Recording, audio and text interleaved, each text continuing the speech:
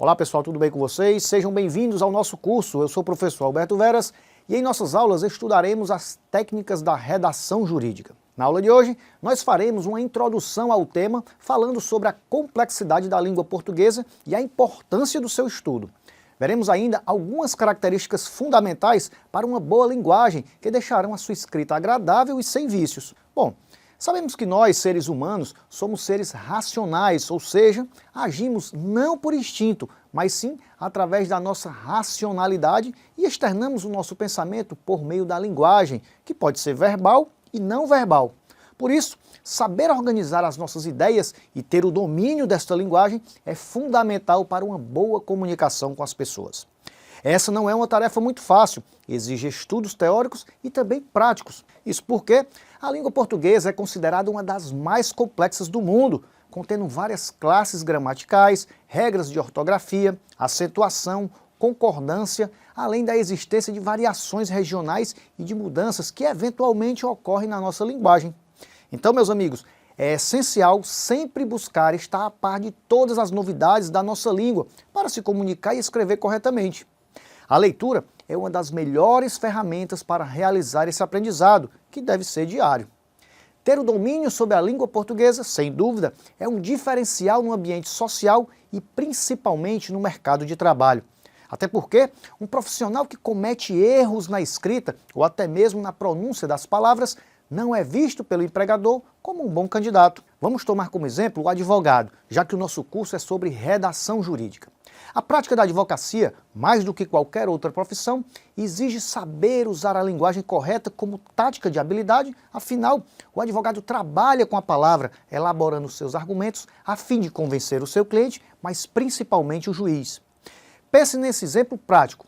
Você teria total confiança em um advogado que redige uma petição sem nexo e com erros de ortografia e concordância verbal?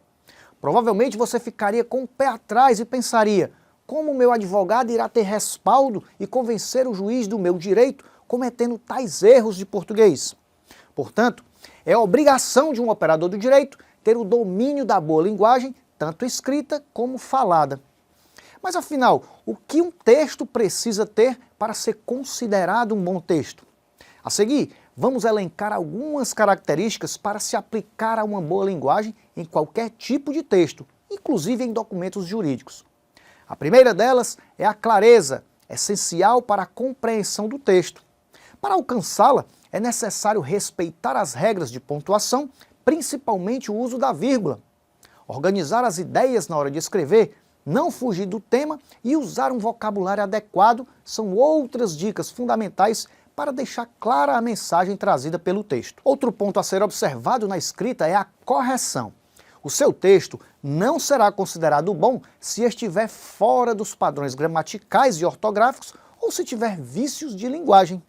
Por isso, depois de escrever, verifique se deixou passar algum erro e, em caso de dúvida, consulte um dicionário ou o amigo Google. A próxima característica é a concisão. Ser conciso é ser breve na mensagem, mas sem deixá-la incompleta. Isso é importante, pois um texto muito extenso, cheio de informações, pode deixar a leitura pesada e cansar o leitor. Ao escrever um bom texto, também não se pode abrir mão da naturalidade, pois esta faz com que o leitor compreenda a mensagem sem muito esforço. O uso de palavras muito rebuscadas e de vocábulos inacessíveis para a maior parte da população deve ser evitado. Preze sempre por uma linguagem mais simples e natural. Anotou todas essas dicas? Espero que sim. Agora vamos estudar rapidamente sobre a tipologia textual. São 4 os principais tipos de textos presentes na nossa linguagem, que se diferem pela forma como são escritos e organizados e pela intenção do autor a redigir a mensagem. E são eles: narrativo, descritivo, dissertativo e injuntivo. Como o próprio nome já sugere, o tipo narrativo é aquele que narra um fato ou um acontecimento que ocorreu em um determinado lugar ou em um determinado período, com alguns personagens. A história narrada pode ser tanto real como fictícia, e sempre haverá um narrador, participante ou observador, personagens, lugar, tempo e enredo.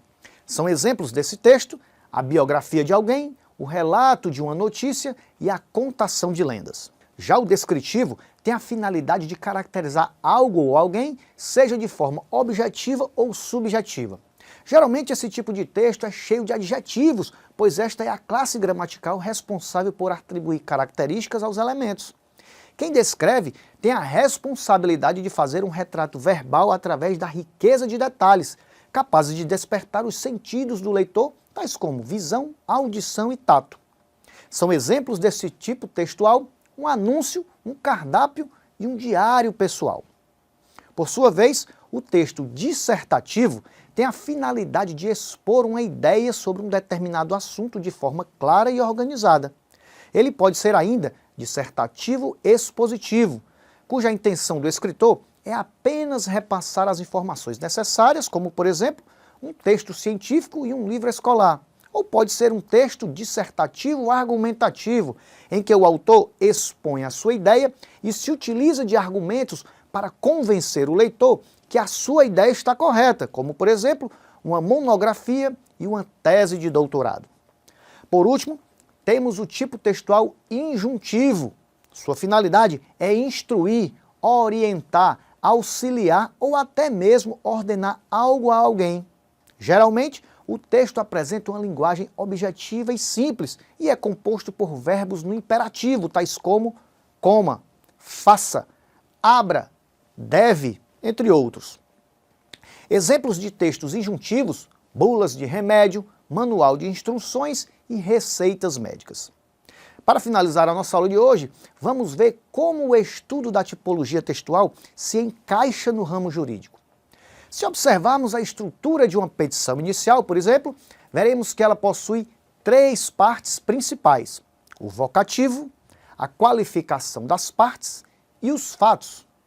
Quem redige esse documento utiliza, mesmo sem querer, alguns tipos textuais. Vejamos. Para qualificar, descrever as partes, utiliza-se o tipo descritivo. Para relatar os fatos, o tipo narrativo. Nos argumentos jurídicos, o tipo dissertativo argumentativo. E para realizar os pedidos, o tipo injuntivo. Na elaboração de sentenças, também percebemos a presença dos tipos textuais. No relatório, há o tipo narrativo e também o descritivo. Já na fundamentação da sentença, existe o tipo narrativo e o dissertativo argumentativo. E, por fim, no dispositivo, encontramos o tipo injuntivo. Bem, meus amigos, por hoje nós vamos ficando por aqui e para a complementação do conhecimento de vocês, a minha orientação é a leitura do material que se encontra na biblioteca da sua área do aluno. Um grande abraço e até a nossa próxima aula.